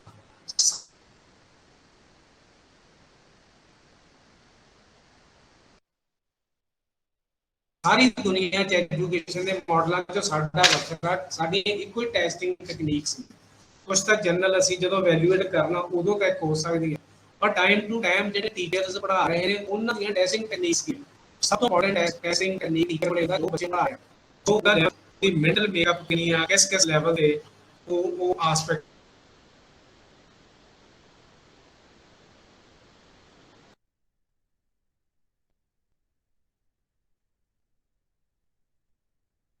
पहले नंबर पे हालांकि बच्चे पढ़े ने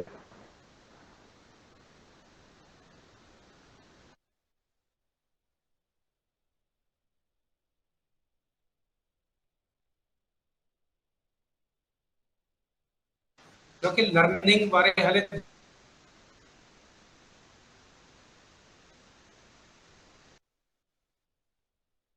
दुनिया भर दी स्टडीज आ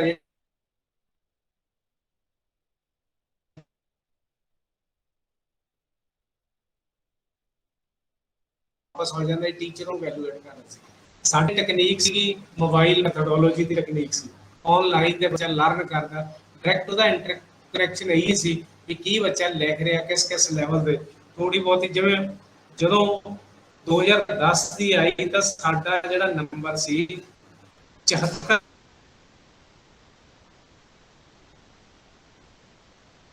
ਕੰਟਰੀ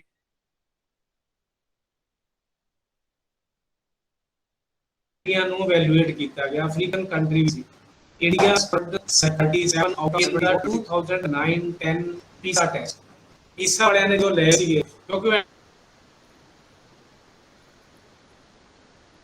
ਇਹ ਇਨਕਮ ਆਪਣਾ ਬਣਾਉਂਦੇ ਆ ਪਾਵਰਟੀ ਨਾ ਬਣਾਉਂਦੇ ਆ ਉਹਨਾਂ ਦੇ ਸਭ ਤੋਂ ਇੰਪੋਰਟੈਂਟ ਪੈਰਾਮੀਟਰ ਉਹਨਾਂ ਪੈਰਾਮੀਟਰ ਉਹ ਹੀ ਸੀ ਪਛਾਣ ਕੇ ਲੈ ਕੇ ਲਰਨਿੰਗ ਦੇ ਟੈਸਟਿੰਗ ਦੇ ਬਾਰੇ आवाज नहीं आ रही sir sir, you can please switch off your video. Then your audio will be clear. I think it is due to poor network. If you switch off your video, your audio will be clear. Yes, sir. Please.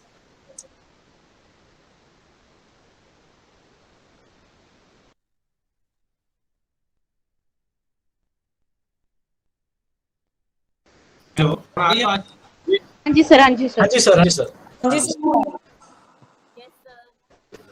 ਉਹਦੇ ਨਾਲ ਕੀ ਸੀਗਾ ਜਿਹੜਾ India ਦਾ ਸੀ ਪੀਸਾ ਜੋ ਕਰਦਾ ਨਾ test ਕਰਦਾ international standard ਹੈਗੇ assessment ਦੇ ਉਹਦੇ ਜਦੋਂ ਕਰਦਾ ਉਹਨਾਂ ਨੇ ਕਿਹਾ ਕਿ ਜਿਹੜੇ ਅਸਰ ਦੀਆਂ ਰਿਪੋਰਟਾਂ ਨੇ ਦਿਖਾਇਆ ਸੀ ਵੀ 50% ਗ੍ਰੇਡ ਪੰਜਵੀਂ ਦੇ ਸੀ can not read the 2 second grade ਉਹਦੇ ਚ ਕਾਰਨ ਕੀ ਸੀਗਾ ਕਾਰਨ ਉਹਦੇ ਚ ਇਹਨਾਂ ਨੇ ਜਦੋਂ ਕਿ ਜਿਹੜੀ ਬੇਸਿਕ ਐਜੂਕੇਸ਼ਨ ਆ ਉਹਦੇ ਚ ਬੱਚੇ ਦੀ ਬਹੁਤ ਪੂਰ ਕਿਸਮ ਦੀ ਜਿਹੜੀ ਹੈਗੀ ਕਾਰਨ ਸਾਰੇ ਦੁਨੀਆ ਭਰ ਚ ਐਜੂਕੇਸ਼ਨ ਤੇ ਬਹਿਸ ਬੰਦ ਹੋ ਚੁੱਕੀ ਹੈ ਵੈਸੇ ਜਦੋਂ ਨੋਮ ਚਮਸਕੀ ਨੇ ਆਪਦਾ PhD ਦਾ ਵਰਕ ਕੀਤਾ ਬ੍ਰੇਨ ਮਾਈਂਡ ਐਂਡ ਲੈਂਗੁਏਜ ਉਹ ਕਹਿੰਦਾ ਮੈਂਟਲ ਮੇਕਅਪ ਲੈਂਗੁਏਜ ਬੱਚੇ ਦੀ ਕ੍ਰੀਏਟਿਵਿਟੀ ਕਿੰਨੀ ਹੈ ਕਿਸ ਲੈਵਲ ਦਾ ਬੱਚੇ ਦਾ ਪ੍ਰਾਇਮਰੀ ਪੱਧਰ ਤੇ ਕ੍ਰੀਏਟਿਵ ਵੇ ਨਾਲ ਪੜਾਇਆ ਜਾਂਦਾ ਉਹਨੂੰ ਕਹਾਣੀ ਦਾ ਰਾਈਟਿੰਗ ਦਾ ਸਕਿੱਲ ਜਿਹੜੀਆਂ ਆਪਣੀਆਂ ਆਪਣੇ ਅੰਦਰੋਂ ਹੀ ਲਿਖਦਾ ਸਾਡੀ ਪ੍ਰੋਬਲਮ ਆ ਜਿਹੜੀ ਟੈਸਟਿੰਗ ਦੀ ਅਸੀਂ ਉਹਦੀ ਮੈਮਰੀ ਦੇ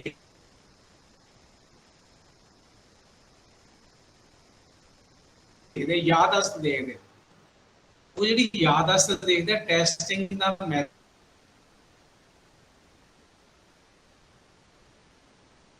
ਸਾਡਾ ਪ੍ਰੋਬਲਮੈਟਿਕ ਹੈ ਉਹਦੀ ਟੈਸਟਿੰਗ ਨੂੰ ਜਦੋਂ ਅਸੀਂ ਕਰਦੇ ਹਾਂ ਤਾਂ ਕੁਝ ਕੁਐਸਚਨ ਦੇ ਦਿੰਦੇ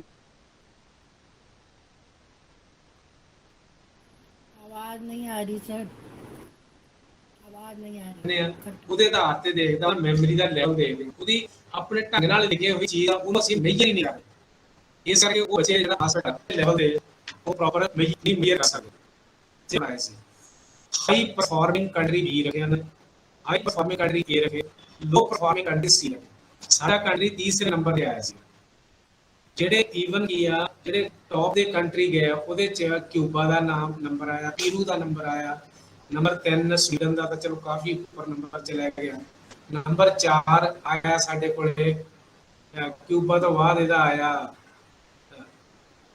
ਇਹਦਾ ਵੀਅਤਨਾਮ ਦਾ ਇਹ ਕੰਟਰੀ ਸੀ ਲੋ ਇਨਕਮ ਕੰਟਰੀ ਸੀ, ਪਰ ਇਹਨਾਂ ਦੀ ਪਰਫਾਰਮੈਂਸ ਜਿਹੜੀ ਬਹੁਤ ਜ਼ਿਆਦਾ ਸੀ। ਕਾਰਨ ਸੀਗੇ ਉਹਦੇ ਚ 6 ਚੀਜ਼ਾਂ ਇਹਨਾਂ ਨੇ ਬੜੀਆਂ ਇੰਪੋਰਟੈਂਟ ਸੀ ਜਦੋਂ ਰਿਜ਼ਲਟ ਕਿਉਂ ਇਹ ਸੀ। ਨੰਬਰ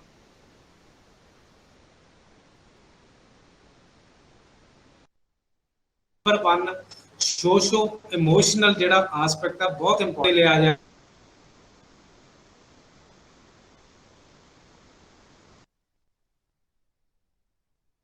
ਉਹ ਟੀਮ ਵਰਕ ਕਰਦੇ ਸੀ। ਤੀਸਰਾ ਸੀਗਾ ਵੀ ਹਰ ਇੱਕ ਦੀ ਇੰਡੀਵਿਜੂਅਲਿਟੀ ਕ੍ਰਸ਼ ਨਹੀਂ ਕੀਤੀ ਜਾਂਦੀ ਸੀ, ਉਹ ਡਿਵੈਲਪ ਕੀਤੀ ਜਾਂਦੀ ਸੀ। ਨੰਬਰ 4 ਜਿਹੜੀ ਸੀ ਉਹਨਾਂ ਦੇ ਫੈਕਟਰ ਸੀ ਐਜੂਕੇਸ਼ਨ ਸਿਸਟਮ ਆ ਜਿਹੜਾ, ਉਹਦੇ ਚ ਹਰ ਬੱਚੇ ਲਈ ਇੱਕ ਸੀਗਾ ਵੀ ਹਰ ਸਿਟੀਜ਼ਨ ਨੂੰ ਅਸੀਂ ਸਕਿੱਲ ਡਿਵੈਲਪ ਕਰਨੀ, ਸਕਿੱਲ ਦੇਣੀ ਹੈ, ਲੈਂਗੁਏਜ ਹੋ ਗਈ, ਲਿਖਣ ਦੀ ਹੋ ਗਈ, ਉਹ ਸਕਿੱਲ ਡਿਵੈਲਪ ਕਰਨੀ ਉਹਦਾ ਟਾਰਗੇਟ ਸੀ। ਪੰਜਵਾਂ ਸੀ ਇਨਕਰੇਜ ਕਰਨਾ ਕਿ ਸਿਵਿਕ ਮਾਈਂਡ ਵੈਲਿਊਜ਼ ਡਿਵੈਲਪ ਹੋਣ। ਕਿਸੇ ਵੀ ਇੰਸਟੀਟਿਊਸ਼ਨ ਚ ਨੈਗੇਟਿਵ ਵੈਲਿਊਜ਼ ਨਹੀਂ ਸੀ ਪੜਾਈਆਂ ਜਾਂਦੀਆਂ, ਸਿਵਿਕ ਸਿਟੀਜ਼ਨ ਵਾਲੀਆਂ ਉਹ ਹੀ ਇੰਸਟੀਟਿਊਸ਼ਨ ਚ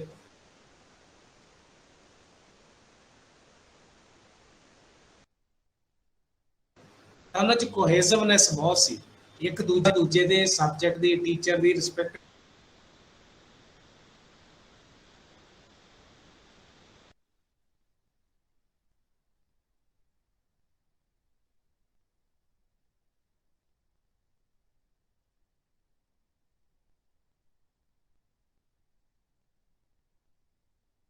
सर आवाज फिर होना ਇਸੇ बंद हो ਤਰ੍ਹਾਂ गई ਸੀਗਾ है। ਜਿਹੜੇ ਉਹਨਾਂ ਦੇ ਗੋਲ ਸੀ ਐਜੂਕੇਸ਼ਨ ਦੇ ਸ਼ੇਅਰ ਕਰੀ, ਮੈਥ ਵਾਲਾ ਪੰਜਾਬੀ ਅੰਗਰੇਜ਼ੀ ਵਾਲਾ ਜਿਹੜਾ ਹਿੰਦੀ ਚੌਥਾ ਸੀਗਾ ਉਹ ਅੰਡਰਸਟੈਂਡ ਸੀ ਕਿ ਕਮਿਊਨਿਟੀ ਦਾ ਬਚਾ ਰਿਹਾ, ਜਿਹੜੀ ਕਮਿਊਨਿਟੀ ਦੇ ਨਾਲ ਐਡਵਾਂਸ ਸੀ ਉਹਨਾਂ ਦੀ ਸੈਲਰੀ।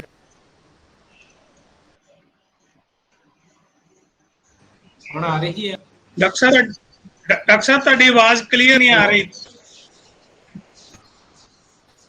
ਡਾਕਟਰ ਸਾਹਿਬ ਆਵਾਜ਼ ਦੀ ਪ੍ਰੋਬਲਮ ਆ ਫਿਰ। ਕਾਰਨ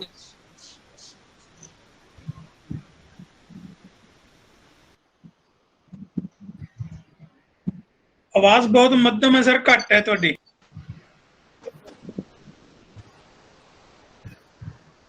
ਇੱਕ ਮਿੰਟ ਕੋਈ ਗੱਲ ਨਹੀਂ।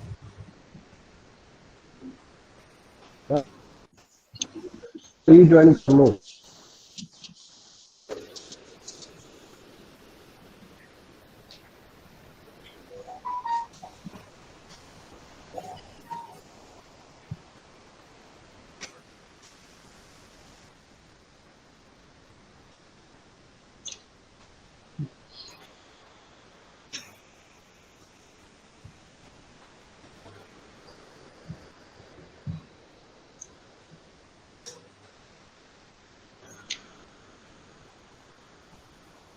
हेलो, हाँ पवन आ रही है? सर आवाज कट कट के आ रही है। सर हुण आ रही तुहाडी आवाज।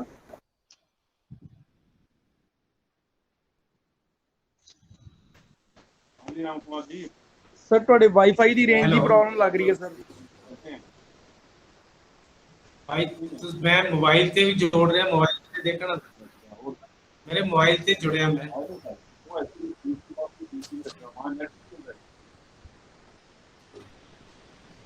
पवन पे आया था ना वहाँ।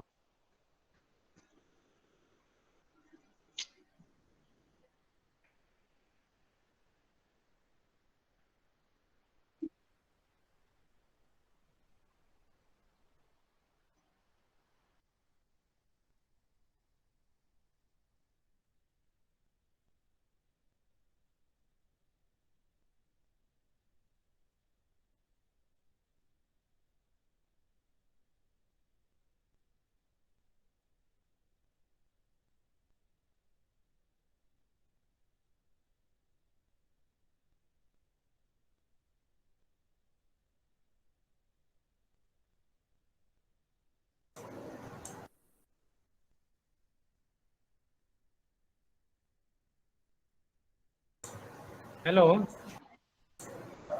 जी हाँ सर, ये आवाज आ रही है आपकी मोबाइल वाली, आप कंटिन्यू कर सकते हैं सर। हेलो, हाँ अब आपकी आवाज आ रही है सर, आप कंटिन्यू कर कीजिए सर।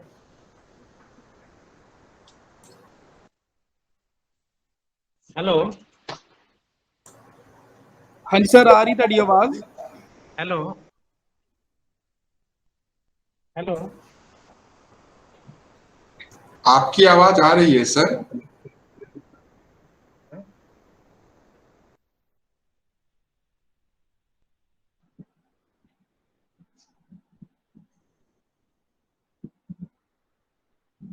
ਸਰ ਤੁਸੀਂ ਆਪਣਾ ਵੀਡੀਓ ਬੰਦ ਹੀ ਕਰ ਦਿਓ, ਪਹਿਲਾਂ ਆਡੀਓ ਹੀ ਤੁਸੀਂ ਕਰ ਲਓ ਸਰ, ਕੰਟੀਨਿਊ ਕਰ ਲਓ ਆਡੀਓ ਦੇ ਵਿੱਚ ਹੀ।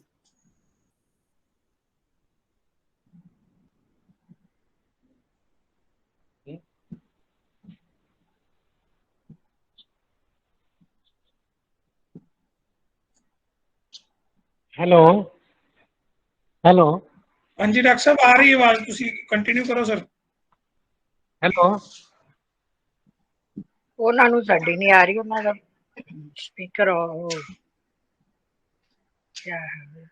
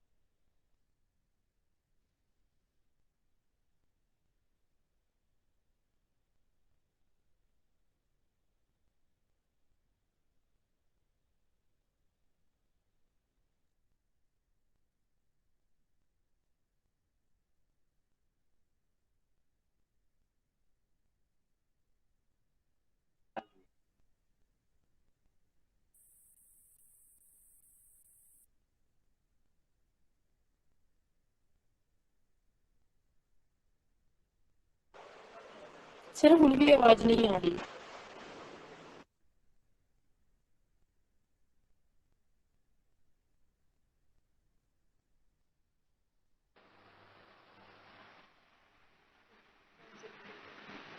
हेलो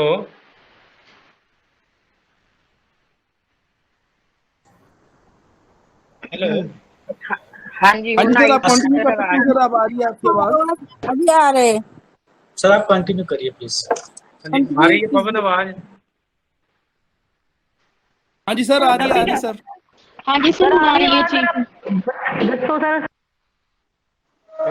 ਆਪਾਂ ਗੱਲ ਕਰ ਰਹੇ ਸੀਗੇ ਕਿ ਜਿਹੜੀਆਂ ਕੀ ਕਾਰਨ ਆ ਜਿੱਥੇ ਸਭ ਤੋਂ ਵੱਧ ਜਦੋਂ ਉੱਥੇ ਮੇਜਰਮੈਂਟ ਕੀਤਾ ਜਾਂਦਾ ਕਿ ਬ੍ਰੌਡਰ ਐਜੂਕੇਸ਼ਨ ਦੇ ਆਬਜੈਕਟਿਵ ਕਿਹੜੇ ਸਪੋਰਟ ਕਰਦੇ ਆ ਤਾਂ ਉੱਥੇ ਲਰਨਿੰਗ ਵੱਧ ਸੀਗੀ। ਉਹਦੇ ਜਿਹੜੇ ਅਸੈਸਮੈਂਟ ਕਰਦੇ ਆ ਜਿਵੇਂ ਹੈਗੀ ਇੱਕ ਕੋਗਨੀਟਿਵ ਸਕਿੱਲ ਹੁੰਦੀ ਹੈ ਕਿਸੇ ਲੈਵਲ ਤੇ ਕਿ ਉਹਨਾਂ 'ਚ ਕ੍ਰੀਏਟਿਵਿਟੀ ਦਾ ਲੈਵਲ ਕੀ ਆ। ਨੰਬਰ 2 ਉੱਥੇ ਜਿਹੜੇ ਐਜੂਕੇਟਰ ਨੇ ਜਿਹੜੇ ਟੀਚਰ ਐਜੂਕੇਟਰ ਨੇ ਪੜ੍ਹਾ ਰਹੇ ਨੇ ਉਹਨਾਂ ਦਾ ਹਾਈ ਆਰਡਰ ਕੋਗਨੀਟਿਵ ਸਕਿੱਲ ਦਾ ਲੈਵਲ ਕੀ ਆ, ਉਹਨਾਂ 'ਚ ਕ੍ਰੀਏਟਿਵਿਟੀ ਕੀ ਆ ਟੂ ਅਸੈਸ ਕਰਨ ਦੀ। ਤੇ ਉਸ ਲੈਵਲ ਤੇ ਫਿਰ ਹੈਗੀ ਆ ਵੀ ਜਿਹੜੇ ਬੱਚਿਆਂ ਦੇ ਮੈਂ 7-8 ਕੰਪੋਨੈਂਟ ਜਿਹੜੇ ਆ ਇਹ ਇੰਟਰਨੈਸ਼ਨਲੀ ਕੰਪੋਨੈਂਟ ਨੇ ਜਿਹੜੇ ਪੀਸਾ ਵਾਲਿਆਂ ਨੇ ਮੇਜਰ ਕਰਨ ਦੇ ਤੌਰ ਤੇ ਦਿੱਤੇ ਨੇ। ਜਿਵੇਂ ਹੁਣ ਸਾਡੇ ਉਹਨਾਂ ਨੇ ਕੇਸ ਜਿਹੜਾ ਲਿਆ ਸੀ ਆਂਧਰਾ ਪ੍ਰਦੇਸ਼ ਦਾ ਕੇਸ ਹੀ ਲਿਆ ਸੀ ਕਿ in India that reward teacher for gain in major learning in mathematics and language lead to more learning not just in two subject but also in science and social study, even though there was no rewards for the later. ਵੀ ਉੱਥੇ ਜਿਵੇਂ ਹੁਣ ਸਾਡੇ major 2 ਸਬਜੈਕਟਾਂ ਦੇ ਕਰਦੇ ਨੇ, math ਦੇ ਕਰਦੇ ਨੇ ਤੇ ਲੈਂਗੁਏਜ ਦੇ, ਤੇ ਜਿਹੜੇ ਸੋਸ਼ਲ ਸਾਇੰਸ ਦਾ ਸਬਜੈਕਟ ਆ ਜਾਂ ਸਾਇੰਸ ਆ ਉਹਨੂੰ ਇੰਟਰਨੈਸ਼ਨਲ ਜਿਹੜੀ ਇਹ ਸਟੈਂਡਰਡਾਂ ਦੇ ਵਿੱਚ ਹੀ ਨਹੀਂ ਪਾਇਆ ਗਿਆ। ਇਸ ਕਰਕੇ ਉਹ ਕਹਿੰਦੇ ਵੀ ਵੱਖ-ਵੱਖ ਜਿਹੜੇ ਤੁਹਾਡੇ ਲਰਨਿੰਗ ਦੇ ਲੈਵਲ ਤੇ ਨੇ ਉਹਨੂੰ ਕਿਸ ਲੈਵਲ ਤੇ ਅਸੀਂ ਡਿਵੈਲਪ ਕਰਦੇ ਆ, ਕੀ ਕਰਦੇ ਆ। ਜਿਵੇਂ ਜਿਹੜੇ ਐਵੀਡੈਂਸ ਮਿਲੇ ਨੇ ਕਿ ਜਿਨ੍ਹਾਂ ਕੰਟਰੀਆਂ 'ਚ 20 ਸਾਲ ਲਰਨਿੰਗ ਆਊਟਕਮ ਉਹਨਾਂ 'ਚ ਵੱਧ ਸੀਗੀ ਜਿੱਥੇ ਸੁਸਾਇਟੀ 'ਚ ਲੋ ਕ੍ਰਾਈਮ ਰੇਟ ਸੀ, ਬੱਚਿਆਂ ਦੀ ਬੈਟਰ ਮੈਂਟਲ ਹੈਲਥ ਸੀ, ਤੇ ਉਹਨਾਂ ਦੀ ਜਿਹੜੀ ਪਾਰਟਿਸਿਪੇਟ ਇਨ ਐਜੂਕੇਸ਼ਨ ਦਾ ਲੈਵਲ ਜਿਹੜਾ ਕਿਸ ਪੱਧਰ ਤੇ ਸੀਗਾ।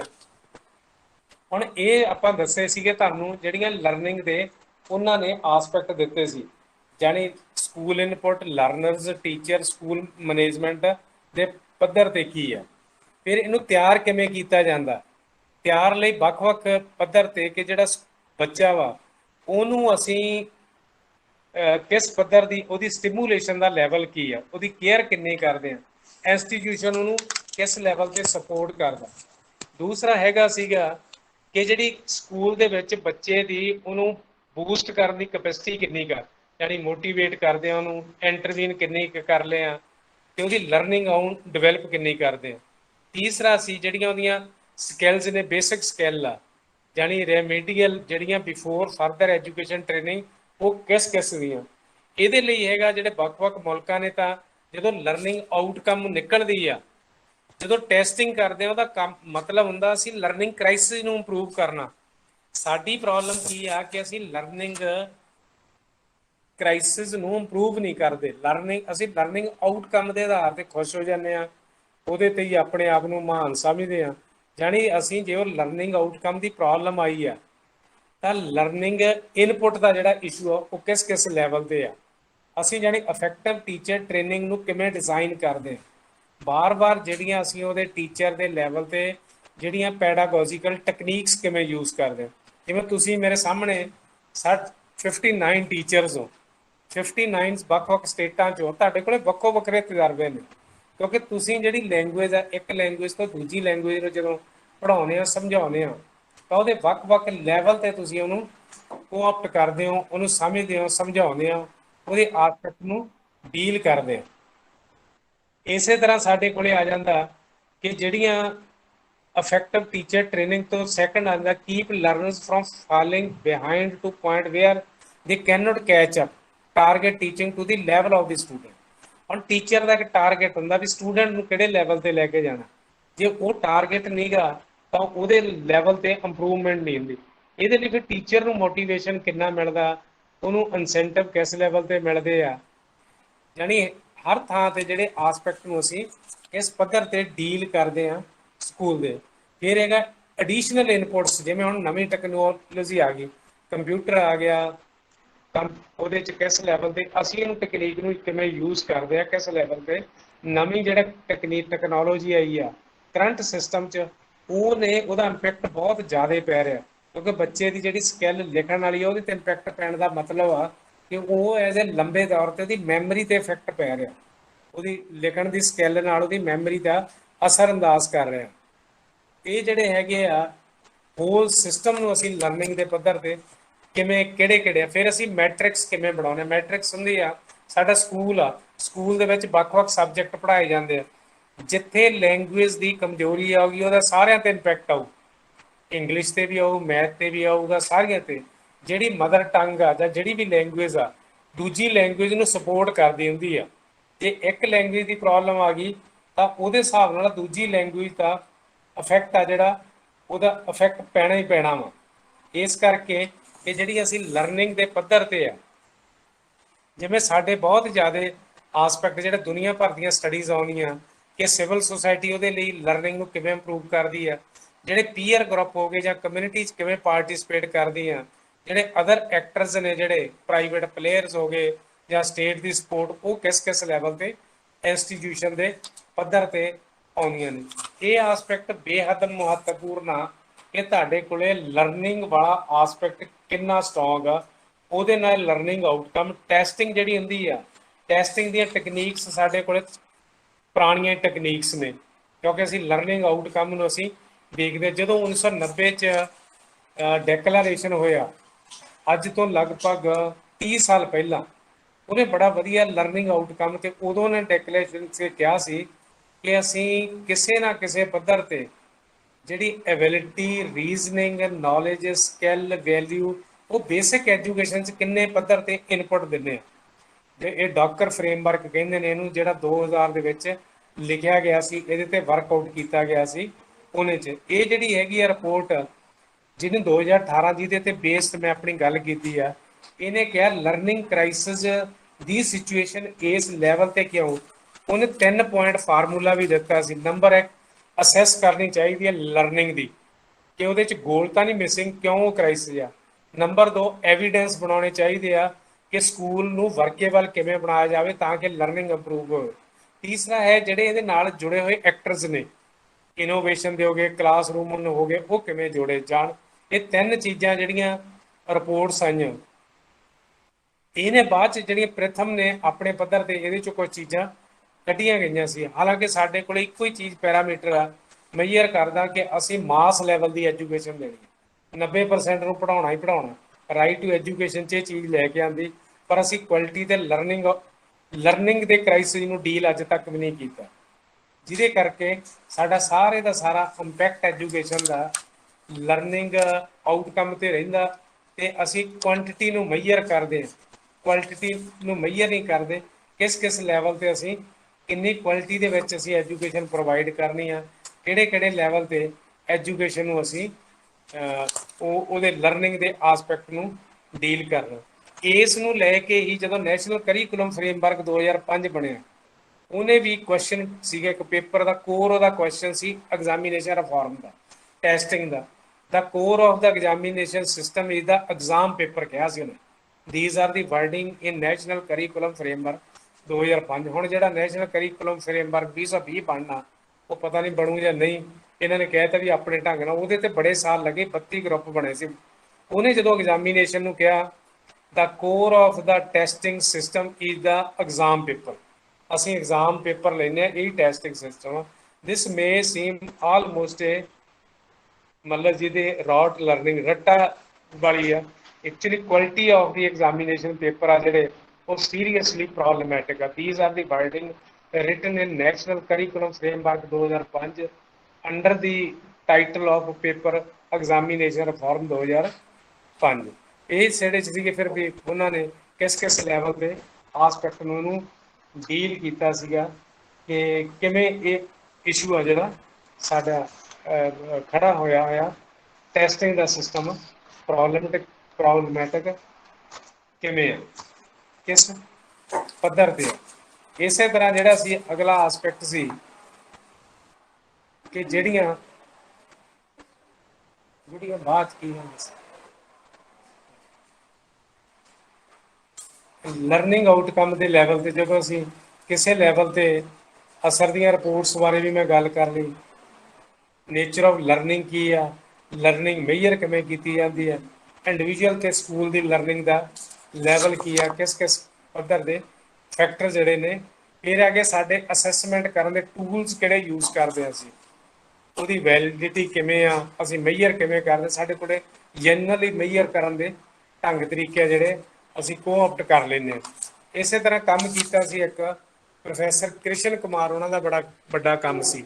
ਜਾਂ ਇਸੇ ਤਰ੍ਹਾਂ ਜਿਹੜੀਆਂ ਸਾਡੇ ਕੋਲੇ ਹਰ ਸਾਲ ਜਿਹੜੀਆਂ ਰਿਪੋਰਟਾਂ ਨਿਕਲਦੀਆਂ ਨੇ, ਖਾਸ ਕਰ ਰਿਪੋਰਟਾਂ ਸਾਡੇ ਕੋਲੇ ਆਉਂਦੀਆਂ ਨੇ ਜਿਵੇਂ ਸਾਲ ਦੀ 2 ਸਾਲ ਬਾਅਦ ਮੇਜਰ ਕਰਦੇ ਹਾਂ, ਉਹਨਾਂ ਦੀਆਂ ਰਿਪੋਰਟਾਂ ਰੈਗੂਲਰ ਆਉਂਦੀਆਂ ਨੇ। ਇਸੇ ਤਰ੍ਹਾਂ ਲਰਨਿੰਗ ਦੇ ਲੈਵਲ ਤੇ ਪ੍ਰੋਫੈਸਰ ਕ੍ਰਿਸ਼ਨ ਕੁਮਾਰ ਦਾ ਕੰਮ ਸੀ ਸਕੂਲ ਕਰੈਕਟਰ ਆਫ ਲਰਨਿੰਗ।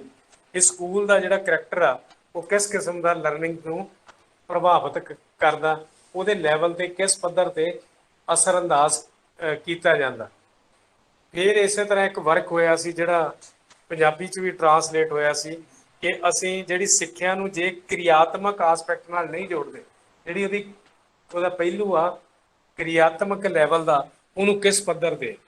ਫਿਰ ਜਦੋਂ ਸਾਡੇ ਕੋਲੇ ਕੋਈ ਨੈਸ਼ਨਲ ਅਚੀਵਮੈਂਟ ਸਰਵੇ ਕੀਤੇ ਜਾਂਦੇ ਆ, ਜਿਵੇਂ ਅਸੀਂ ਕੋਈ ਸਾਈਕਲ ਬਣਾ ਲਿਆ ਜਿਹਨੂੰ ਪੜ੍ਹੋ ਪੰਜਾਬ 'ਚ ਕੀਤਾ ਜਾਂਦਾ ਸੀ, ਬੇਸ ਲਾਈਨ ਟੈਸਟਿੰਗ ਆ, ਲਾਸਟ ਟੈਸਟਿੰਗ, ਉਸ ਪੱਧਰ ਦੀ ਠੀਕ ਆ, ਮੈਥਡੋਲੋਜੀ ਦੇ ਪੱਧਰ ਤੇ ਬਹੁਤ ਜਿਹੜੇ ਉਹਦੇ ਕੀ ਫੈਕਟਰਸ ਹੈਗੇ ਸੀ ਜਿਹਦੇ 'ਚ ਅਸੀਂ ਆਸਪੈਕਟ ਨੂੰ ਡੀਲ ਕਰਦੇ ਆ, ਉਹ ਲਰਨਿੰਗ ਆਊਟਕਮ ਦੇ ਲੈਵਲ ਤੇ। ਜਦੋਂ ਟੋਟਲ ਕੀਤੇ ਗਏ ਸੀਗੇ, ਟੋਟਲ ਜਦੋਂ ਤੀਜਾ ਸਰਵੇ ਕੀਤਾ ਗਿਆ NCERT ਨੇ, ਉਹਨੇ ਟੈਸਟਿੰਗ ਕੀਤੀਆਂ 34 ਸਟੇਟਾਂ ਦੀਆਂ 298 ਡਿਸਟ੍ਰਿਕਟਾਂ 'ਚ। ਉਹਨਾਂ ਨੇ ਸਕੂਲ ਕੁੱਲ ਲਏ ਸੀ 7046 ਸਕੂਲ ਲਏ ਸੀਗੇ, ਸਟੂਡੈਂਟ ਲਿਆ ਸੀ 1,34,000 ਇੰਨੇ ਲਏ ਸੀ। ਉਹ 'ਚ ਲੈਂਗੁਏਜ ਦੇਖੀ ਗਈ, ਸਟੂਡੈਂਟ ਦੀ ਐਬਿਲਿਟੀ, ਮੈਥ ਦੇਖਿਆ ਗਿਆ, ਫਿਰ ਇਹਦੀਆਂ ਕੱਲੀ ਆਈਟਮ ਦੇਖੀ ਗਈ ਉਹਦੇ ਹਿਸਾਬ ਨਾਲ, ਫਿਰ ਉਹਦੀਆਂ ਲੈਂਗੁਏਜ ਨੂੰ ਮੇਜਰ ਕੱਢ ਕੇ ਰਿਜ਼ਲਟ ਆ ਜਿਹੜੇ ਵੱਖ-ਵੱਖ ਆਸਪੈਕਟ ਦੇ। ਜਿਵੇਂ ਉਹਨਾਂ ਨੇ ਓਵਰਆਲ ਇੰਡੀਆ ਦਾ ਰਿਜ਼ਲਟ ਉਦੋਂ ਕੱਢਿਆ ਸੀ ਕਿ 0 ਤੋਂ 500 ਸਕੋਰ ਦੀ ਸਕੇਲ ਸੀ, 257 ਨੈਸ਼ਨਲ ਦਾ ਆਇਆ ਸੀਗਾ। ਹਾਈ ਪਰਫਾਰਮੈਂਸ ਆ ਜਿਹੜੀ ਪੌਂਡੀਚੇਰੀ ਦੀ ਆਈ ਸੀ। ਬਿਲੋ ਚ ਆਈਆਂ ਸੀ ਰਾਜਸਥਾਨ, ਹਰਿਆਣਾ, JNK, ਬਿਹਾਰ ਤੇ ਚੰਡੀਗੜ੍ਹ। ਇਹਨਾਂ ਸਟੇਟਾਂ ਦਾ ਲੋਅਰ ਡਾਟਾ ਸੀ। ਫਿਰ ਅਰਬਨ ਤੇ ਰੂਰਲ ਦਾ ਜਿਹੜਾ ਉਹ ਆਸਪੈਕਟ ਵੀ ਦੇਖਿਆ ਗਿਆ। ਸੋ ਇਹ ਤਾਂ ਸੀ ਮੇਰਾ ਮੇਨ ਫੋਕਸ ਇਹ ਆ ਕਿ how we can improve the learning, then we can see the learning outcome। ਜੇ ਲਰਨਿੰਗ ਆਊਟਕਮ ਕ੍ਰਾਈਸਿਸ ਦਿੰਦਾ ਤਾਂ ਟੈਸਟਿੰਗ ਨੂੰ ਸਾਡੀਆਂ ਟੈਕਨੀਕ ਚੇਂਜ ਕਰਨੀਆਂ ਪੈਣਗੀਆਂ, ਉਹਦੀ ਇਵੈਲੂਏਸ਼ਨ, ਮੇਜਰਮੈਂਟ। ਇਹ ਮੈਂ ਜਨਰਲ ਤੁਹਾਨੂੰ ਇਹਦੇ ਤੇ ਆਸਪੈਕਟ, ਕਿਸੇ ਦੇ ਸਵਾਲ ਹੋਣ ਤਾਂ ਕੁਐਸਚਨ ਹੋਣ ਤਾਂ ਮੈਂ ਉਹ ਸਵਾਲਾਂ ਦਾ ਜਵਾਬ ਦੇ ਸਕਦਾ। ਜੇ ਕੋਈ ਹੋਰ ਕੋਈ ਪੁਆਇੰਟ ਮੇਰੇ ਤੋਂ ਇਲੈਬੋਰੇਟ ਕਰਾਉਣਾ ਚਾਹੁੰਦੇ ਆ ਤਾਂ ਉਹਦੇ ਤੇ ਆਪਾਂ ਗੱਲਬਾਤ ਕਰ ਸਕਦੇ ਹਾਂ। This is the main argument on the issue of learning outcome, testing, measurement and learning crisis evaluation ਦੇ ਕਿਹੜੇ ਕੰਪੋਨੈਂਟ ਇੱਕ ਦੂਜੇ ਨਾਲ ਕੋਰਿਲੇਟ ਕਰਦੇ ਆ ਤੇ ਕਿਹੜੇ ਕਿਸ ਲੈਵਲ ਤੇ। ਹਾਂਜੀ ਪਵਨ ਜੀ, ਕੋਈ ਸਵਾਲ ਹੋਣ ਤਾਂ ਦੱਸ।